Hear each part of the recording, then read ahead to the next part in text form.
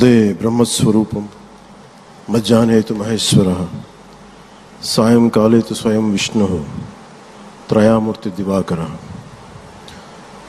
ముందుగా సూర్య భగవానునికి నమస్సుమాంజలు తెలియజేస్తూ, యోగ విద్యను అందించిన ఆదియోగి పరమశివునికి, ఆ మహాయోగ విద్యని మనకి పతంజలి మహర్షి యోగశాస్త్ర రూపంలో అందించారు. వారిరువురి పాదపద్మములకు నమస్కారాలు. మన యోగ విశిష్టతను, గొప్పదనాన్ని ఋగ్వేదంలో ఉన్న మహానుభావులు తెలియజేస్తే, దానిని ప్రపంచవ్యాపితం చేసిన దార్శనికులు మాత్రం గౌరవ ప్రధానమంత్రి శ్రీ నరేంద్ర మోదీ గారు. భారతీయ సనాతన ధర్మం తాలూకు విశిష్టతను యోగా ద్వారా విశ్వవ్యాపితం చేసిన ఘనత ఆయన సొంతం. యోగా సాధకులు ఎంతటి దృఢచిత్తాన్ని కలిగి ఉంటారు, ఒత్తిడి జయించి సంకల్ప సాధకులుగా ఎలా నిలబడతారన్న దానికి కూడా మన గౌరవ ప్రధాని శ్రీ మోదీజీ గారు నిలువెత్తు ఉదాహరణ. ప్రపంచ యోగా దినోత్సవం యావత్ భారతవానికి, భారతీయులకి దక్కిన గౌరవం. సరిగ్గా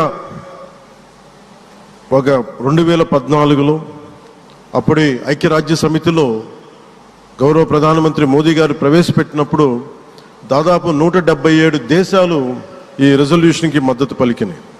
ఇంతమంది మద్దతుని కూడగట్టగలిగి ఈ రోజున మనకి 2015 నుంచి యోగా దినోత్సవం ప్రారంభమైంది. ఈ రోజున గౌరవ ప్రధానమంత్రి మోదీజీ గారి పిలుపు మేరకు మనం మొదట విశాఖ 11వ యోగా దినోత్సవ సంబరాలకు వేదిక అయింది. శ్రీ మోదీజీ గారి సమక్షంలో గౌరవ ముఖ్యమంత్రి వర్యులు శ్రీ చంద్రబాబు నాయుడు గారి కృషితో ప్రపంచ రికార్డుకు వేదికగా నిలిచింది. విశ్వనరులు మోదీజీ గారి పిలుపు మేరకు యోగా ఒక వన్ ఎర్త్ వన్ హెల్త్, ఈ ఆరోగ్యం థీమ్ని ఈ వేదిక నుంచి ప్రతి ఒక్కరూ ముందుకు తీసుకెళ్లాలని మనస్ఫూర్తిగా కోరుకుంటూ, ఇక్కడ ఆసీనులైన మీ అందరికీ ఇక్కడికి వచ్చేసిన ప్రతి ఒక్కరికి కూడా పేరు పేరున నా హృదయపూర్వక వందనాలు, నమస్కారాలు.